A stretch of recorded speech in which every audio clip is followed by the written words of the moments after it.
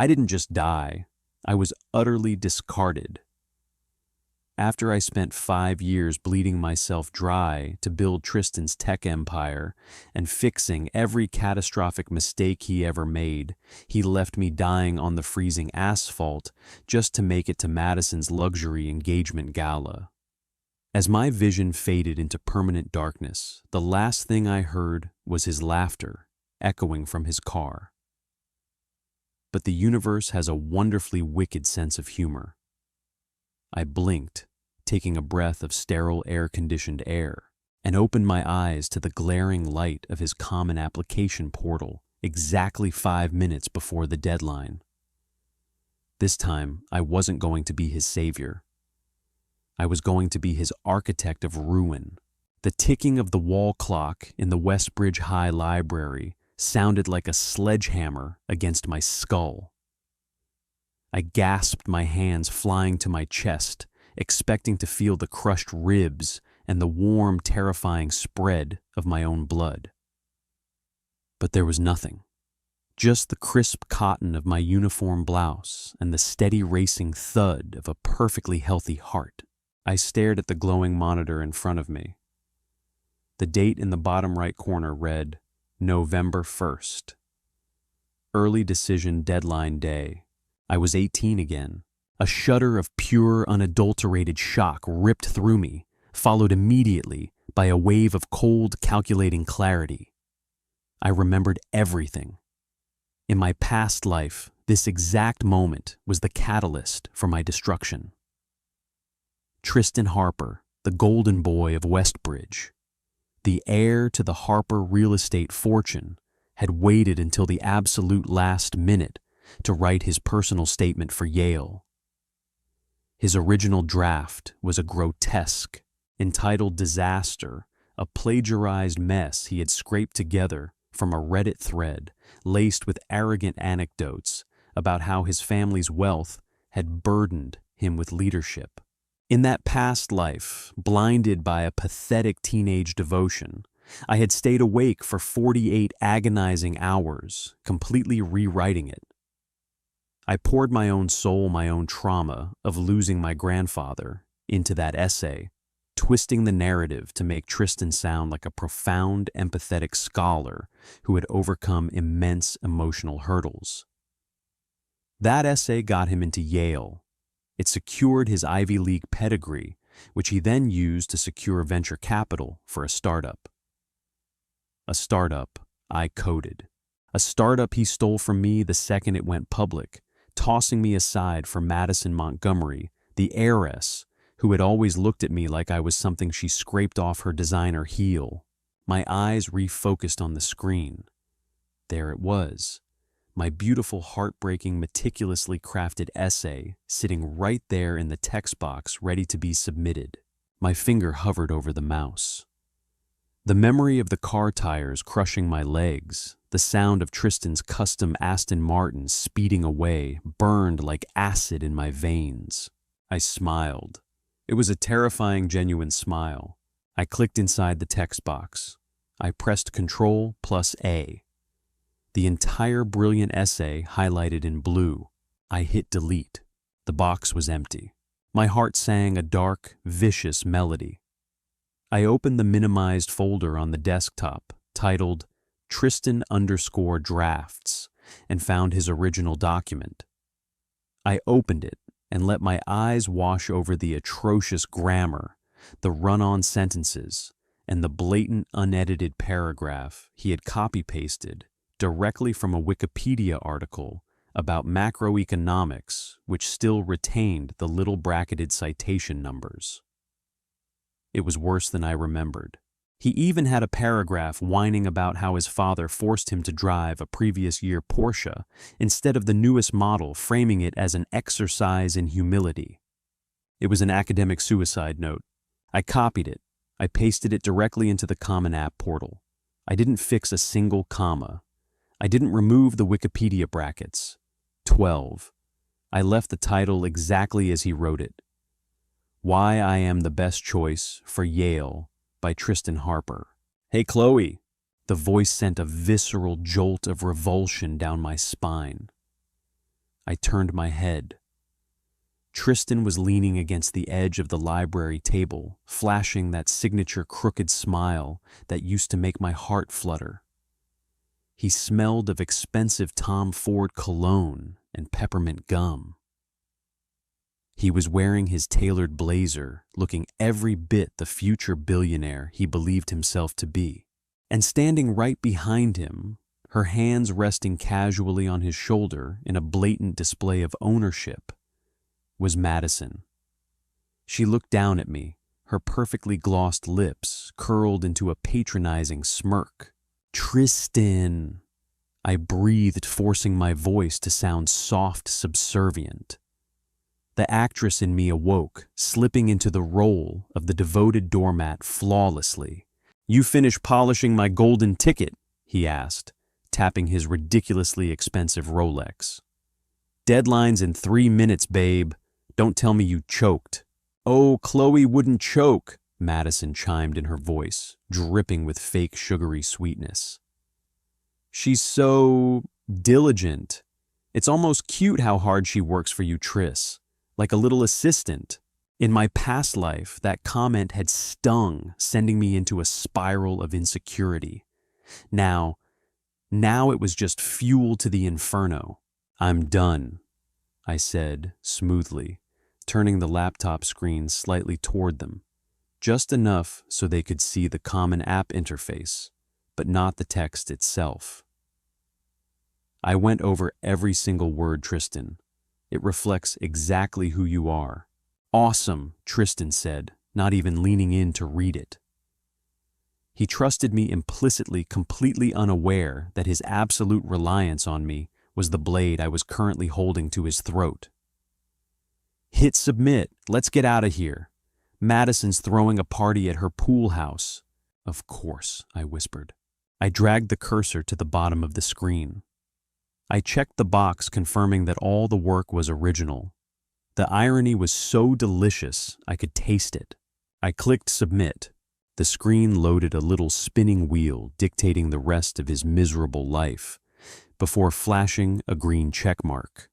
"Application submitted successfully." "All done," I said, closing the laptop with a soft snap.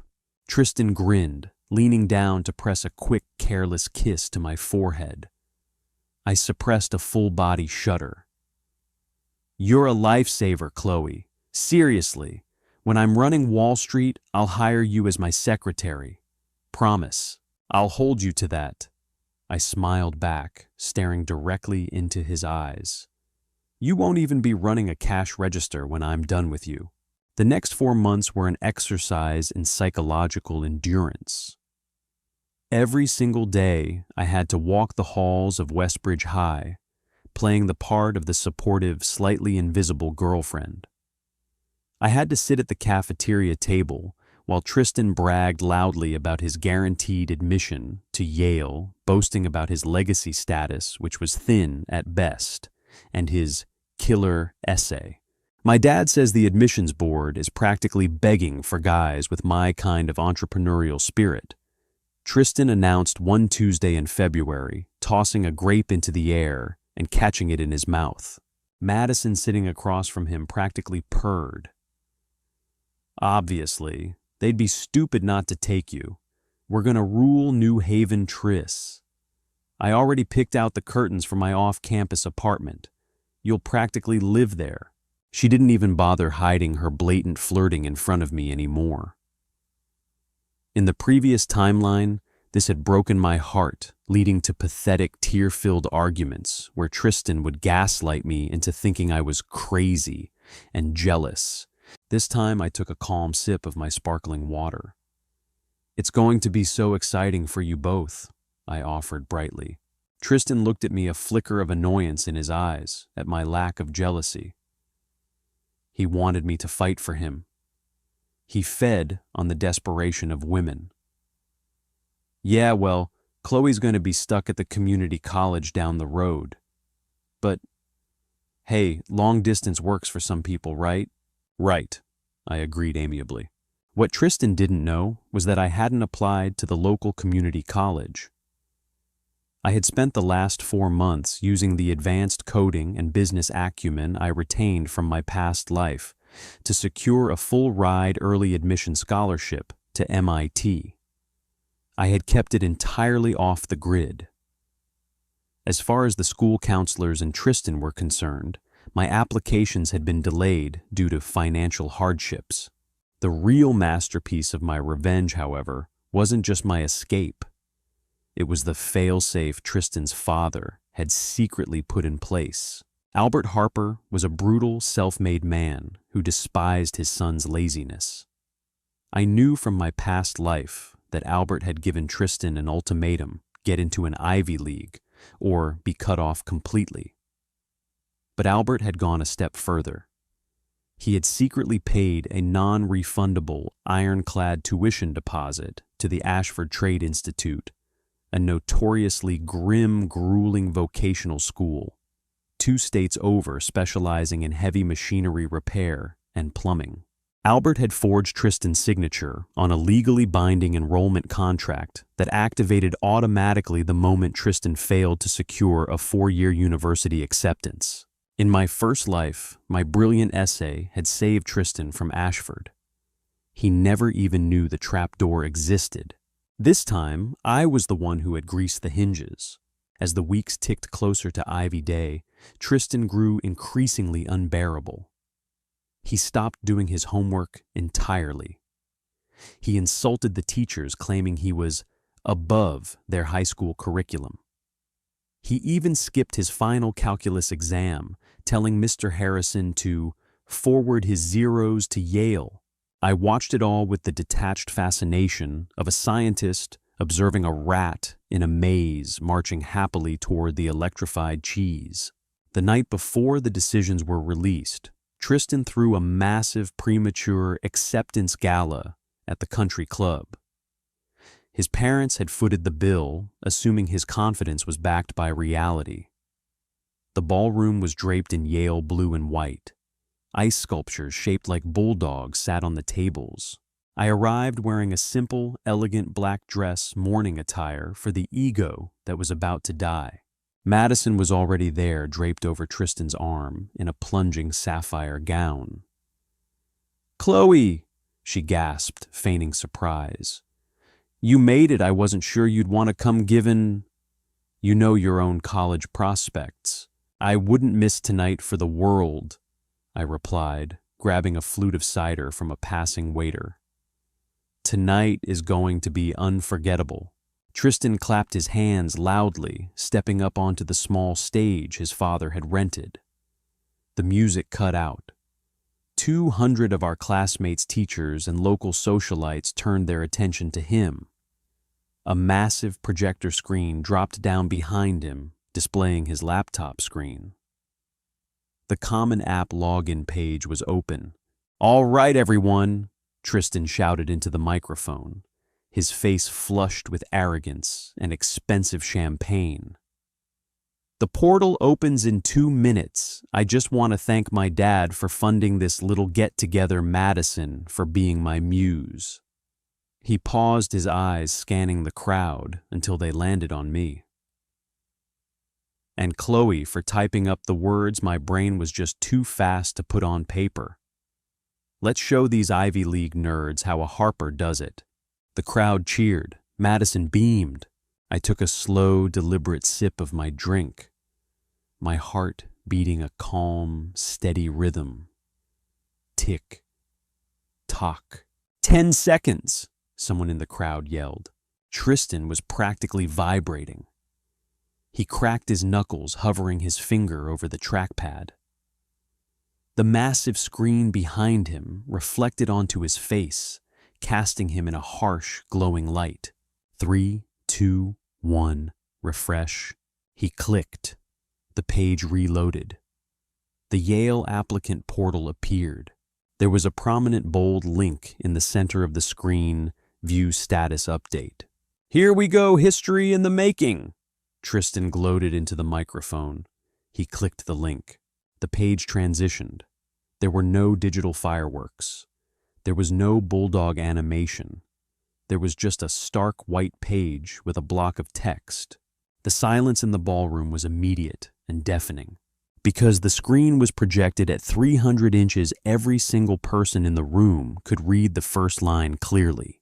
Dear Mr. Harper, the admissions committee has carefully reviewed your application. We regret to inform you that we cannot offer you admission to Yale University. A collective gasp echoed through the room. Tristan stood frozen, the microphone slipping slightly in his grip. Wait, he muttered, his voice cracking over the speakers. Wait, no, there's a mistake. Let me read the rest. He scrolled down, but the letter didn't stop at a standard rejection. Furthermore, during our review process, our plagiarism detection software flagged significant portions of your personal statement as being directly copied from unsourced public online encyclopedias and internet forums. Additionally, the committee found the tone of your essay to be highly inappropriate and severely misaligned with the core values of our institution. As a matter of policy regarding severe academic dishonesty, your application has been flagged in the shared Ivy Plus application network. Someone in the back of the room let out a loud, stifled snort. Tristan's face drained of all color, shifting from arrogant flush to a sickly, translucent white. He dropped the microphone. It hit the stage with an ear-piercing screech. No, he breathed frantically, clicking back to his dashboard. No. I applied to Harvard, Princeton. Let me check the others. His hands were shaking so violently he could barely navigate the mouse. He clicked the Princeton portal. Status denied. He clicked Harvard. Status denied. Columbia, Dartmouth, UPenn. Denied. Every single one. And worse, because he had been so supremely confident he hadn't applied to a single safety school. No state universities, no liberal arts colleges, nothing. Chloe, Tristan suddenly roared, his head snapping toward me, his eyes wide with a manic, unhinged panic. The crowd parted, suddenly turning me into the focal point of his wrath. What did you do? What did you type? I stepped forward. My expression a mask of perfectly calibrated, devastated innocence. Tristan, what do you mean I typed exactly what was in the document you gave me? The one you told me not to touch. I thought you said it was your masterpiece. I told you to fix it, he screamed, stepping off the stage. His fists clenched. You stupid bitch, you ruined my life. Before he could take another step toward me, a heavy hand clamped down on his shoulder. It was his father. Albert Harper looked like a thundercloud about to unleash a hurricane. The elder Harper's eyes were locked on the projector screen, reading the words academic dishonesty over and over again. Dad! Tristan whimpered, all his bravado instantly evaporating. Dad, it was a glitch, or she hacked it. Chloe ruined it. Shut up! Albert hissed, his voice low enough to barely carry, but venomous enough to make the front row flinch. You plagiarized your essay. You embarrassed the Harper name in front of the entire Ivy League board. No, I just used a template. You're a disgrace. Albert spat, turning his back on his son. He pulled a folded piece of heavy stock paper from his inner suit pocket and threw it directly at Tristan's chest. It fluttered to the floor. It's a good thing I know you better than you know yourself. Pack your bags tonight. Your flight to Nebraska is at 6 a.m. Tristan fell to his knees, frantically picking up the paper. I knew exactly what it was. The letterhead was unmistakable, even from 10 feet away. Welcome to the Ashford Trade Institute. Orientation begins Monday at 0500 hours. Trade school. Tristan gasped, tears finally spilling over his eyelashes. Dad, no, you can't. I'm a Harper. I can't go to a vocational school in the middle of nowhere. I don't know how to fix a tractor. I belong at Yale. You belong in the dirt, Albert said, coldly, already walking toward the exit. Enjoy Ashford. I hear the plumbing program builds real character.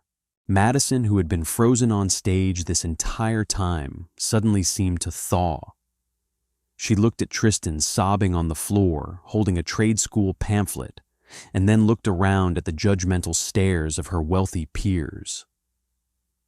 The math calculated behind her eyes instantly. She stepped off the stage, carefully stepping around Tristan, without even brushing his arm, and walked straight out the front door without looking back. I stood there sipping my cider, watching the architect of my past murder weep on the floor of a country club. It was beautiful, but I wasn't done yet. Not even close. September in Cambridge, Massachusetts, tasted like ozone espresso and absolute unfiltered freedom. While my peers were busy navigating the messy, alcohol-soaked waters of freshman orientation, I was already sequestered in a corner of the MIT computer science lab, fingers flying across my mechanical keyboard. The rhythmic clack, clack, clack was the soundtrack of my empire being built. In my previous life, I had poured my genius into Tristan's vanity project, an app called Aura that essentially acted as a glorified elitist social calendar. I had done the back-end architecture, the UI/UX design, and the database management only for him to slap his name on the patent and shove me out the door the second the venture capitalists arrived. This time, there was no Aura. There was only Nexus Logistics, an AI-driven predictive supply chain platform I had conceptualized and patented under my own LLC before I even unpacked my dorm room. I wasn't playing the social media game. I was playing the global infrastructure game. I was writing an algorithm that optimized shipping routes for international travel agencies and freight corporations. It was complex, ruthless, and entirely mine. Meanwhile, halfway across the country, Tristan Harper was discovering the true meaning of the word infrastructure. I kept tabs on him, of course. Not out of lingering affection, but out of the same morbid curiosity that makes people slow down to look at a multi-car pileup. Albert Harper, bless his cold corporate heart, had not bluffed. Tristan had been forcibly relocated to the Ashford Trade Institute in rural Nebraska. Through the grapevine of Westbridge High alumni and a few cleverly placed digital alerts I had set up on his remaining social media accounts, the picture of Tristan's new reality painted itself in glorious, agonizing detail. His days started at 4:30 a.m. There were no silk sheets or breakfast trays brought by the Harper estate staff. There was only the blaring air horn siren of the Ashford dormitories. His first class wasn't macroeconomics or philosophy. It was heavy diesel engine diagnostics. According to a tearful, panicked voice note he had left for a mutual acquaintance, which was promptly forwarded to me. Tristan spent his first week quite literally covered in grease and septic fluid. Instructor Henderson, a retired Navy mechanic with a zero-tolerance policy for whining, had taken one look at Tristan's soft, manicured hands and assigned him to the sludge pump repair team. "He yelled at me, Chloe!" The voice note had whined, Tristan's voice cracking with genuine despair, clearly forgetting he had once called me a stupid bitch. I dropped a wrench into a vat of, I don't even know what it was. It smelled like death, and Henderson made me fish it out with my bare hands. I told him my dad would sue him, and he just laughed. He actually laughed. "I need to get out of here. Have you talked to Madison?" She isn't answering my texts. Of course she wasn't. Madison Montgomery was a parasite. She attached herself to the most viable host to ensure her own survival and social elevation. The moment Tristan's Ivy League acceptance vanished, taking his family's financial backing and his social cachet with it, Madison had surgically detached herself. She was currently a freshman at Brown University, pledging the most exclusive sorority on campus Kappa Delta Phi. She was already being photographed on the arms of tech heirs and hedge fund progeny, completely erasing Tristan from her carefully curated digital narrative. But Madison's acceptance to Brown was built on a foundation just as rotten as Tristan's essay. And unlike Tristan, whose demise was a simple matter of letting his own incompetence shine, Madison required a more surgical strike. In my past life, I knew the secret of Madison's Ivy League success. She hadn't gotten in on her grades, which were decidedly average, or her test scores, which had been heavily tutored. She had gotten in through a massive, elaborate philanthropic lie. Her parents had helped her register a nonprofit organization called the Coastal Harmony Initiative. On paper, it was a sweeping environmental crusade aimed at cleaning up marine habitats. Madison's application boasted that she had organized beach cleanups involving thousands of volunteers, raised 6 figures in funding, and personally overseen the rehabilitation of endangered coastal wildlife. The reality: the funding was a single tax-deductible donation from her father's holding company, immediately funneled back into a marketing budget that went nowhere. The beach cleanups were a single afternoon photo op, where Madison and her friends wore matching designer windbreakers, picked up 3 plastic bottles, took 50 Instagram photos, and then went to a yacht party. In the previous timeline, when an investigative journalism student at Brown started sniffing around the charity during our junior year, Tristan had used his burgeoning tech wealth to quietly buy the student's silence and scrub the digital footprint. But Tristan was currently up to his elbows in diesel exhaust fluid. There was no one left to buy the silence. I cracked my knuckles, minimizing my Python coding environment and opening a fresh encrypted browser window. It was time to practice some aggressive, highly targeted search engine optimization. I didn't need to hack into Brown servers. I just needed to make the truth undeniably, unavoidably public. I spent the next 3 nights compiling everything. I pulled the public tax records for the Coastal Harmony Initiative, highlighting the glaring discrepancy between their reported administrative costs and actual charitable output. I used the Wayback Machine to find the metadata on her cleanup photos, proving they were all taken on a single day within a 2-hour window, rather than the 4-year sustained effort she claimed on her application. I packaged it all into a beautifully designed anonymous blog titled The Ivy Illusion: How Madison Montgomery Bought Her Brown Acceptance. Using the digital marketing and SEO tactics I had mastered for Nexus, I aggressively indexed the blog. I seeded the link in Brown University Reddit threads in Kappa Delta Phi alumni forums, and directly into the inbox of the editor-in-chief of the Brown Daily Herald. I used keyword optimization so flawlessly that within 48 hours, if you Googled Madison Montgomery Brown University, my dossier wasn't just on the first page, it was the very first result. I leaned back in my ergonomic chair, sipping my lukewarm coffee, and watched the analytics dashboard light up. The traffic was spiking. The trap was set.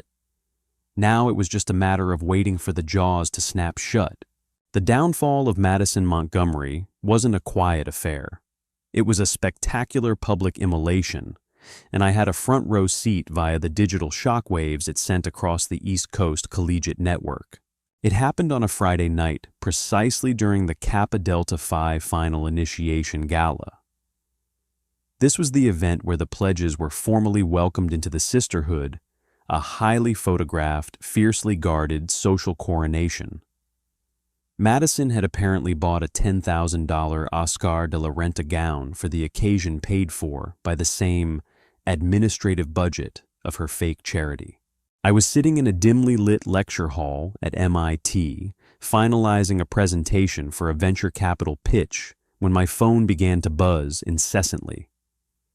It was a group chat I had infiltrated months ago, a network of gossiping Ivy League socialites. User_Gossip Girl Providence. OMG is anyone at the Kappa Gala. User_Rhode Island Royalty. I'm here. It's a bloodbath. The dean of admissions just walked in with campus security. A cold, satisfying smile spread across my face. I closed my laptop and gave my full attention to the glowing screen of my phone. According to the live texted play-by-play, the Brown Daily Herald had published a front-page expose that morning, citing my anonymous blog as the primary source. The article meticulously dismantled the Coastal Harmony Initiative. It exposed the tax fraud, the fabricated volunteer hours, and the direct correlation between the fraudulent charity and Madison's acceptance letter. The university administration, facing a massive public relations nightmare regarding their vetting process for wealthy applicants, had moved with unprecedented speed. User_Gossip Girl Providence. They literally pulled her off the stage. User_Rhode Island Royalty. She was mid-speech. She was thanking her sisters, and the dean just tapped her on the shoulder. She started screaming that it was a smear campaign. Her mascara is everywhere. The messages were followed by a blurry, chaotic video clip. I tapped it. It showed Madison resplendent in her designer gown, being escorted out of the ballroom by two stone-faced security officers. The crowd of elite students, the very people she had sold her soul to impress, were actively backing away from her like she was radioactive. The whispers were audible even over the terrible audio quality. Fraud, liar, trash. The next morning, the official statement was released. Madison Montgomery had been formally expelled from Brown University for severe academic and application fraud. Furthermore, the IRS had opened a preliminary inquiry into the financial structure of the Coastal Harmony Initiative. In less than a week, she went from Ivy League royalty to a toxic pariah facing potential federal fines. Her parents, terrified of the legal blowback, completely cut off her credit cards and issued a public statement distancing their primary holding company from her independent charitable endeavors. She was ruined. I found out later that in her darkest hour, sobbing in her dorm room as she packed her bags in disgrace, Madison had tried to call Tristan. She dialed the number of the boy she had mocked and abandoned, desperate for the unconditional, pathetic worship he used to offer her. Tristan didn't answer, not because he was punishing her, but because he was currently elbow-deep in the grease trap of a Nebraska truck stop, completing his mandatory practical hours for Ashford. His phone was locked in a metal locker 3 miles away, his hands too blistered and slick with motor oil to hold it, even if he had it. If they were both exactly where they belonged. The universe was finally balanced. But karma, I was learning, wasn't just about destroying your enemies. It was about elevating yourself so far beyond their reach that they looked like ants from your penthouse window. By the spring of my sophomore year, Nexus Logistics was no longer a dorm room project. It was a fully functional prototype that had just successfully optimized a shipping route for a regional airline, saving them 12% in fuel costs. I was 20 years old, and I was holding court in a glass-walled boardroom in downtown Boston, pitching to Victor Caldwell. Victor was a legend in the venture capital world. He was a ruthless, terrifyingly intelligent man who had built his fortune identifying tech prodigies and turning them into titans. He didn't care about pedigrees. He cared about raw, unadulterated capability. He sat at the head of the long oak table, his piercing gray eyes scanning my financial projections with the intensity of a sniper looking through a scope. "Your algorithm," Victor said, his voice a low, gravelly baritone, that commanded absolute silence in the room. It bypasses standard API limitations by scraping predictive weather patterns and integrating them in real time. It's aggressive. It's efficient, Mr. Caldwell, I replied smoothly, not breaking eye contact. I wore a tailored slate gray suit, a far cry from the faded high school uniform I used to wear when I was ghostwriting Tristan's essays. Aggression implies a lack of control. Nexus is perfectly controlled. It simply identifies the hesitation in current market software and exploits it. Victor's lip twitched into the ghost of a smile.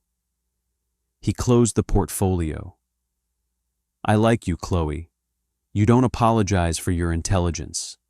I'm prepared to offer $3 million for 20% equity. Seed funding. We scale in 6 months. My heart hammered against my ribs a triumphant drumbeat. $3 million.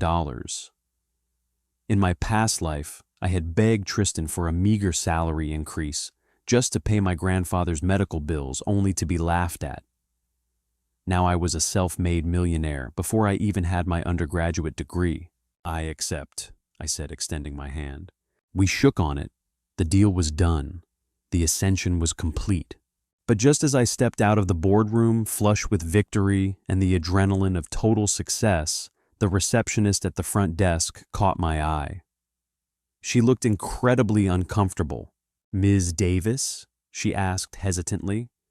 There's a young man in the lobby demanding to see you. Security tried to escort him out, but he's making quite a scene. He says he knows you from Westbridge. The world seemed to slow down. I walked toward the glass doors leading to the lobby. There, standing on the pristine Italian marble floors, was Tristan Harper. If I hadn't known the specific pathetic curve of his shoulders, I wouldn't have recognized him. The Tristan Harper, standing in the lobby of Caldwell Ventures, was a ghost of the golden boy who had once ruled Westbridge High.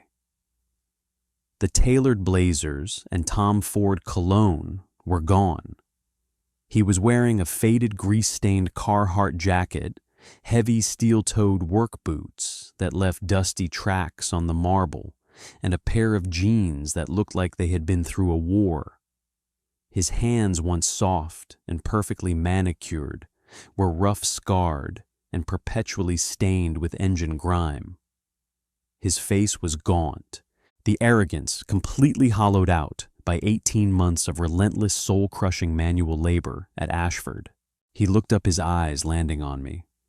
For a second, he just stared, registering the tailored suit, the flawless posture, the absolute aura of authority that surrounded me. I wasn't his little assistant anymore. I was the CEO of a multi-million-dollar tech company. Chloe, he choked out, taking a step forward. He sounded desperate, broken. Chloe, please, tell these rent-a-cops to let me go. 2 heavy-set security guards had him flanked, their hands hovering near their belts. I raised a single finger, and they instantly stepped back, though they kept their eyes locked on him. I walked toward him slowly, the click-clack of my heels echoing in the cavernous lobby. I stopped 3 feet away, close enough to smell the stale coffee, cheap soap, and desperation clinging to him. Tristan. I said, my voice perfectly neutral, completely devoid of the warmth he was so desperately searching for. What are you doing in Boston? I saw the article, he stammered, pulling a crumpled piece of paper from his pocket. It was a printout of a TechCrunch feature, highlighting Nexus Logistics and naming me as a rising collegiate founder. I saw you built an app, a logistics company. Chloe, it's brilliant. It's exactly the kind of thing we used to talk about. The delusion was staggering. I used to talk about it while he nodded along, waiting to steal the IP.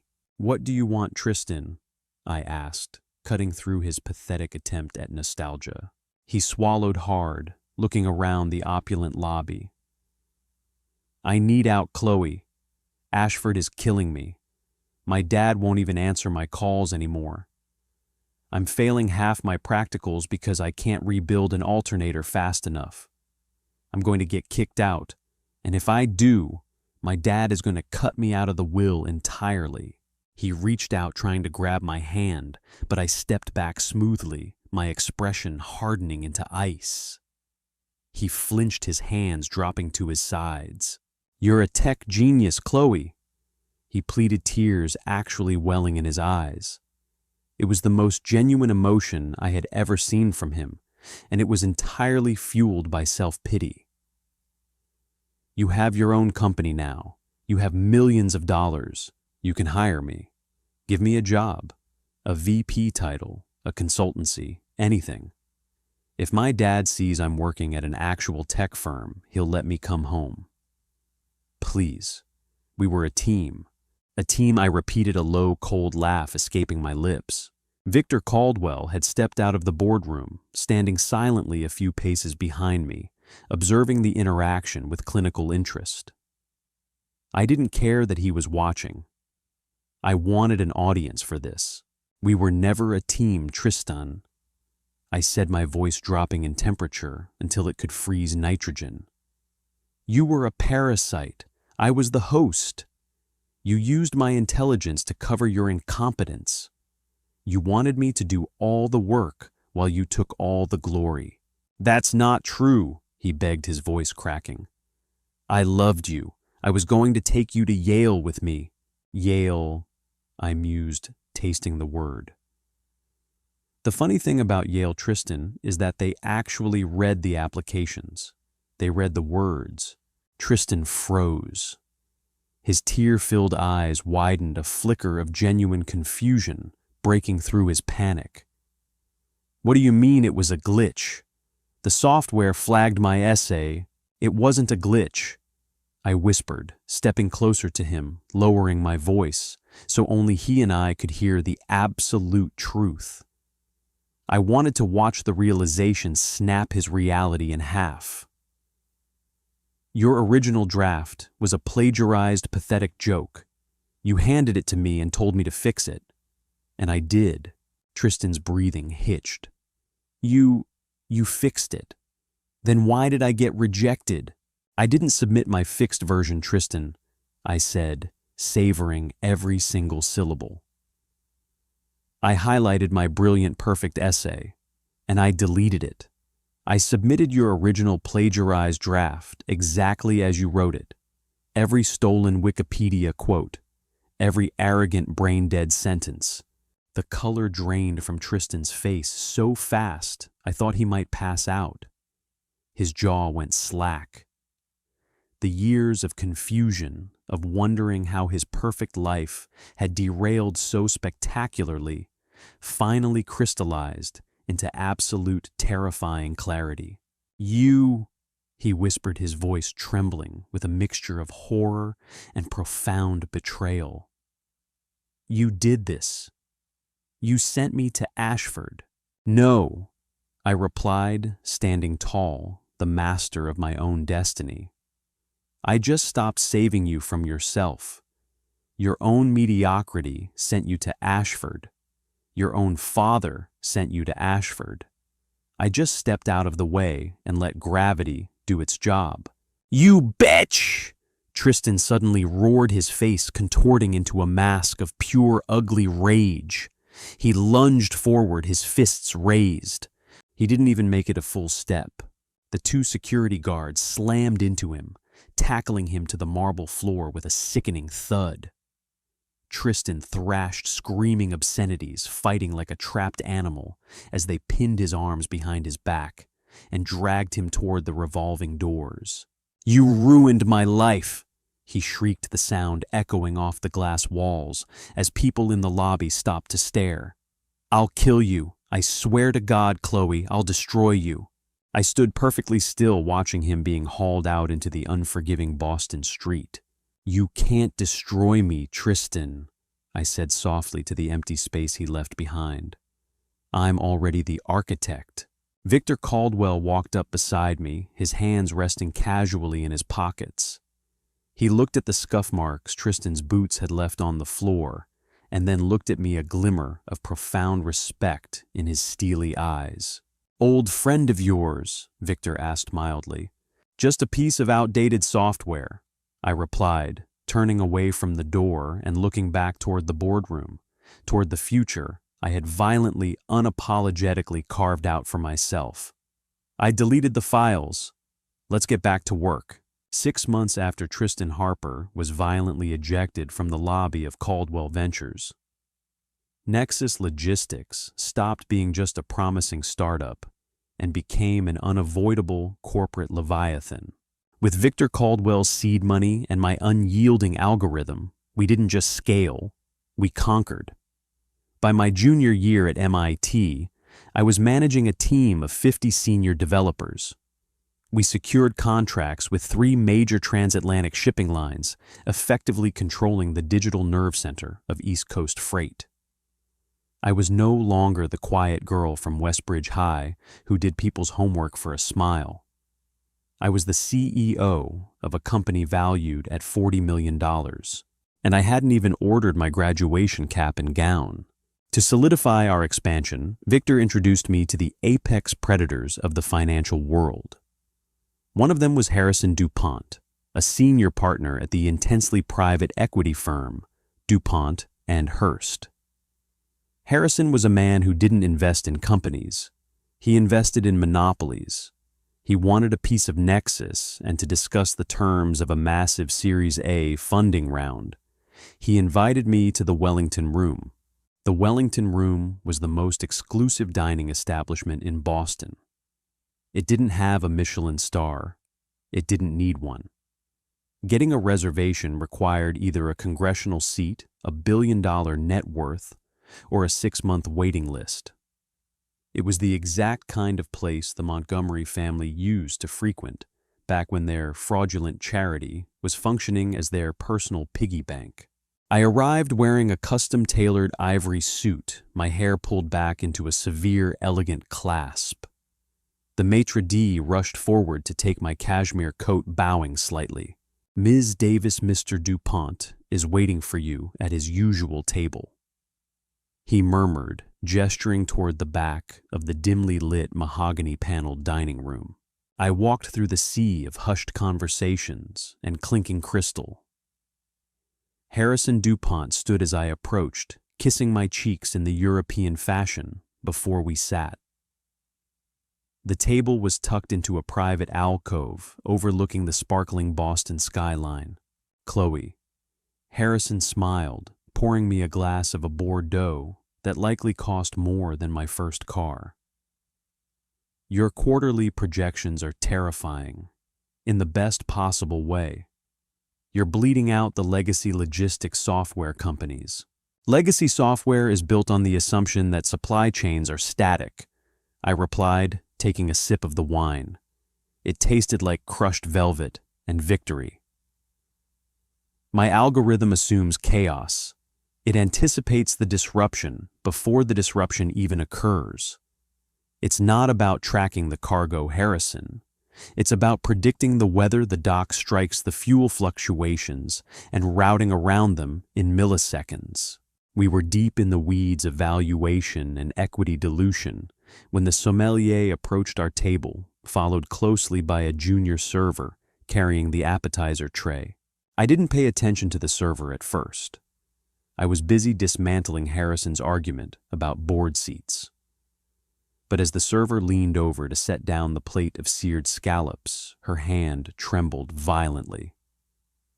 The silver tongs clattered against the fine china, making a sharp, jarring noise that shattered the refined atmosphere of the alcove. "I apologize, sir," a frantic, breathy voice whispered. "I'm so sorry. I'll replace the plate immediately." The voice triggered an instant, visceral memory. It was the same voice that had mocked me in the Westbridge High Library, dripping with sugary venom, as she called me Tristan's little assistant. I looked up slowly. Standing there wearing a starched, unflattering black uniform apron over a cheap white button-down was Madison Montgomery. Her perfectly highlighted blonde hair was tied back in a messy regulation bun. The flawless, expensive spray tan had long since faded, leaving her skin pale and drawn under the harsh glow of the restaurant's accent lights. The designer acrylic nails were gone, replaced by short, unpolished fingertips, currently white-knuckling a silver serving tray. She stared down at me. I stared up at her. The air in the alcove seemed to freeze solid. The shock that washed over Madison's face was so absolute, so devastating, it was almost a physical blow. Her eyes darted from my custom suit to the vintage Bordeaux, to the impossibly wealthy Harrison DuPont sitting across from me, and finally back to my face. The realization of exactly who she was serving hit her like a freight train. In the aftermath of her expulsion from Brown, the IRS had gutted the Montgomery family. The audit revealed not only the charity fraud, but a decade of creative tax evasion by her father. Their assets had been frozen. The yachts, the Hamptons house, the trust funds, all liquidated to pay federal fines. Madison wasn't just poor now, she was branded with a radioactive social stigma. No Ivy League would touch her. No wealthy suitor would be seen with her. She was a high school graduate with a federal fraud scandal attached to her name, forced to work for tips in the very restaurants she used to command. Chloe. Madison breathed the word slipping out involuntarily.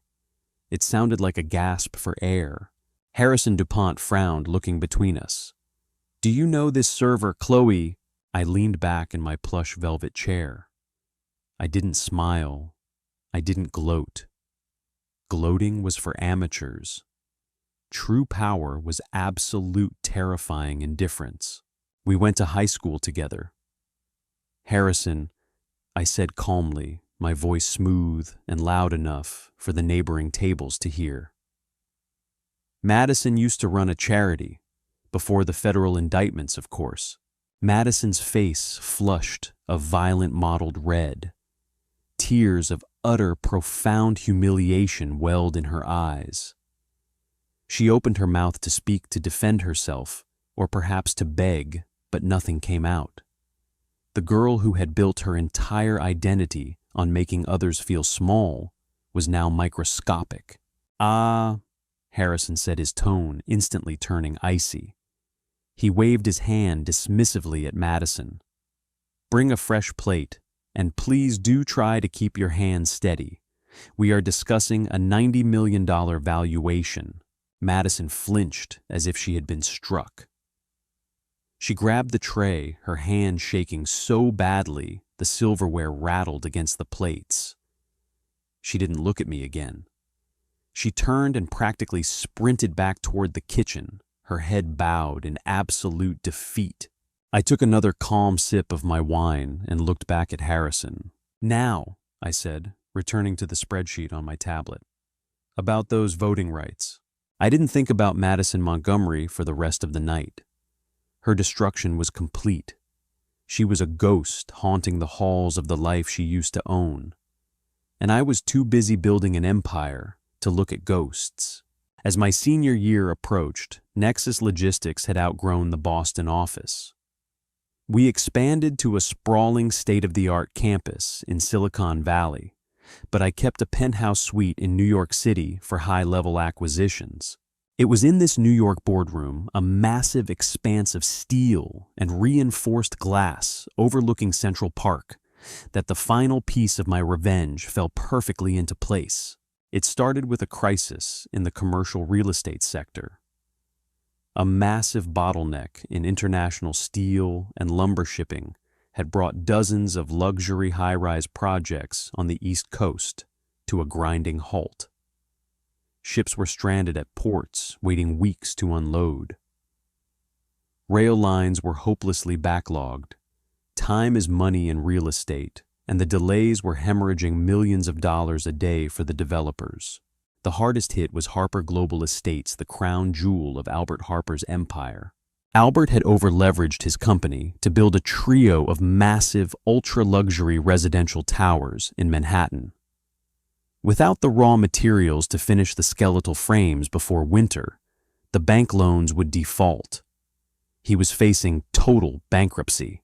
There was only one logistics firm in the country with the algorithmic power and the exclusive port contracts to prioritize and expedite that volume of freight through the gridlock.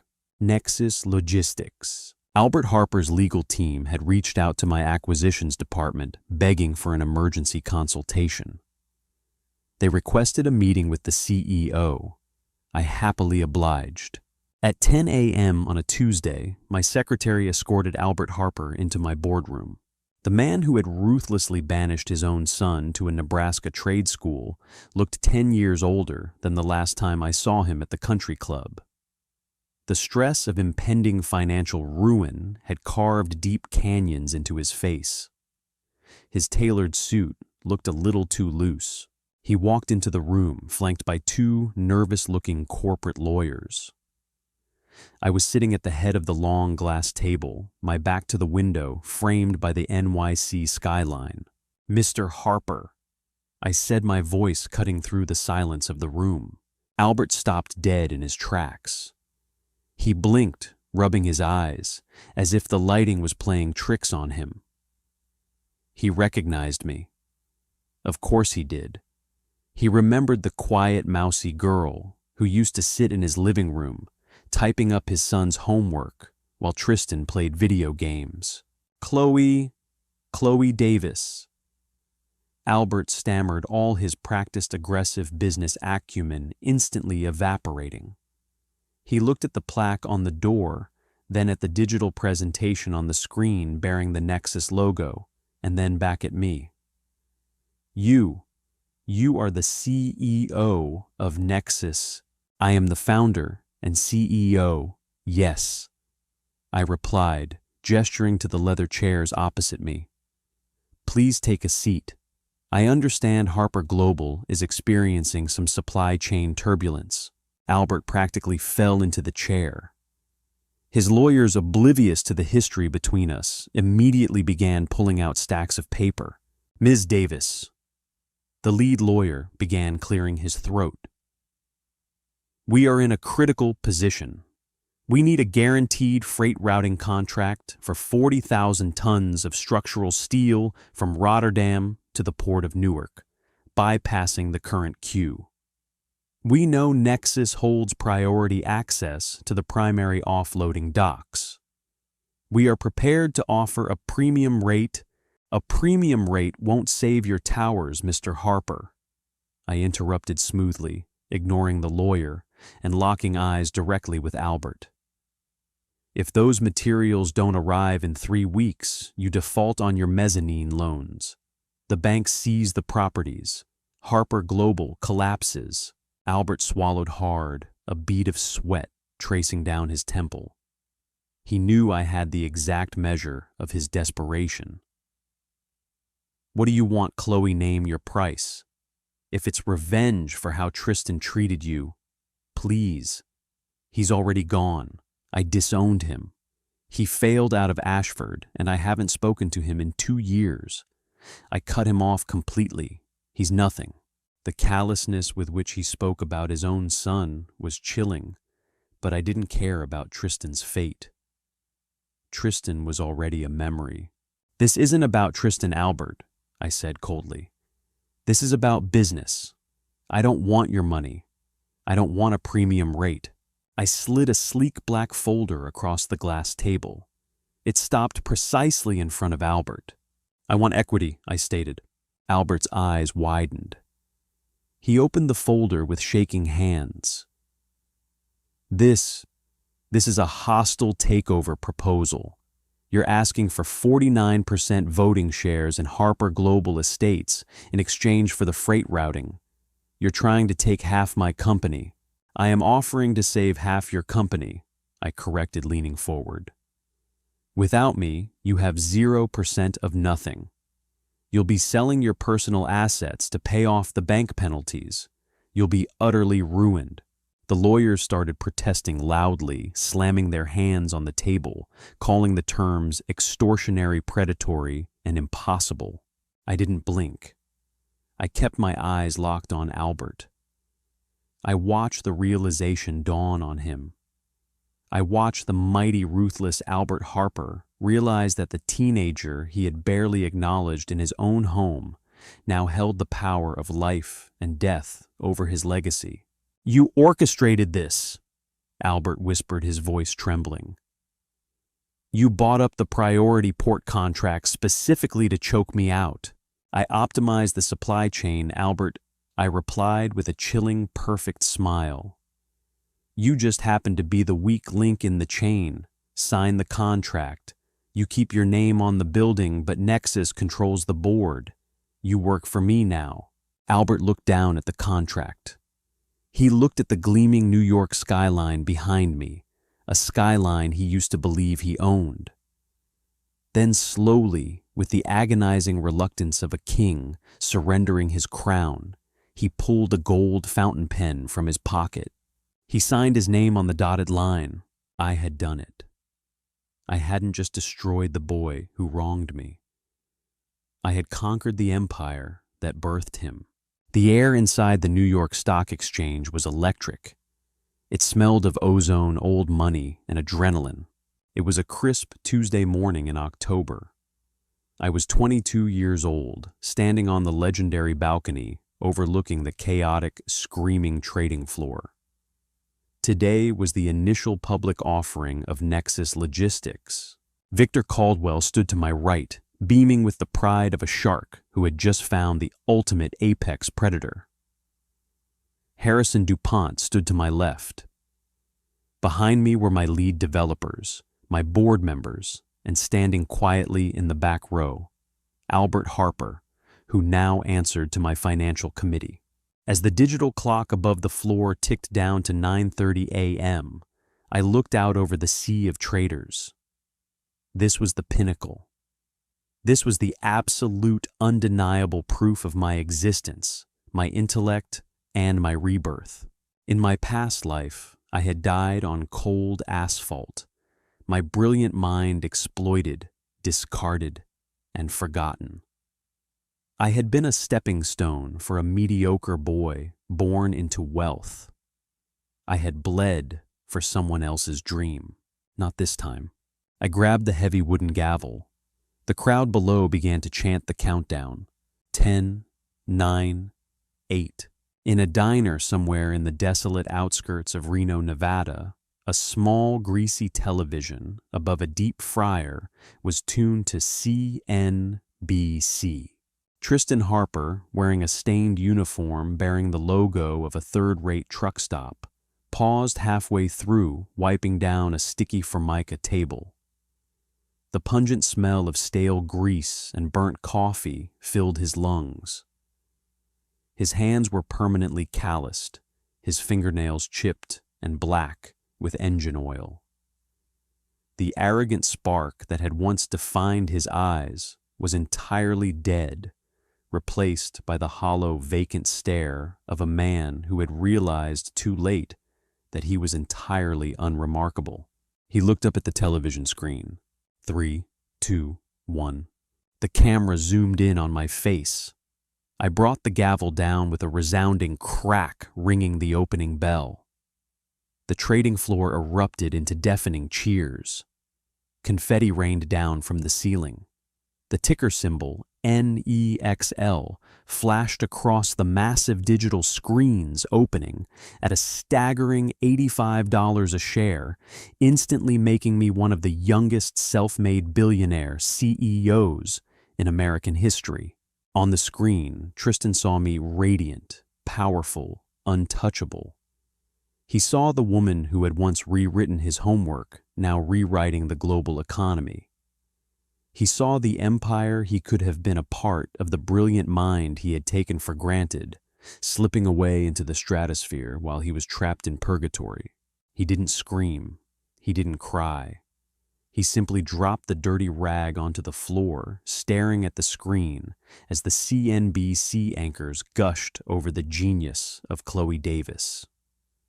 The absolute crushing weight of his own insignificance finally broke whatever fragile piece of his ego was left.